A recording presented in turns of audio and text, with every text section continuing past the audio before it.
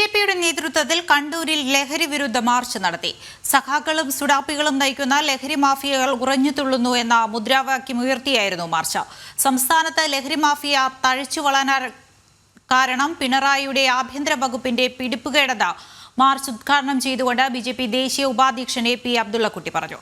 BJP north ജില്ലാ president KK Vinod Kumar അധ്യക്ഷത വഹിച്ചു. ദേശീയ കൗൺസിൽ അംഗങ്ങളായ A Damodaran, PK Velayudhan, C Raghunath തുടങ്ങിയവർ പങ്കെടുത്തു. പ്രഭാത് ജംഗ്ഷനിൽ നിന്ന് ആരംഭിച്ച മാർച്ച് കാൾടെക്സിൽ സമാപിച്ചു. കഴിയുന്നത് ഒരു ലഹരി പർവ്വതത്തിന് മുകളിലാണ്. അഗ്നിപർവ്വതത്തിന് മുകളിൽ പോലെ ഏത് നിമിഷവും ഒരു വലിയ പൊട്ടിത്തെറിയിലേക്ക് പോകാൻ സാധ്യതയുള്ള ഒരു ലഹരി പർവ്വതത്തിന് മുകളിലാണ് മലയാളി ജീവിക്കുന്നത്.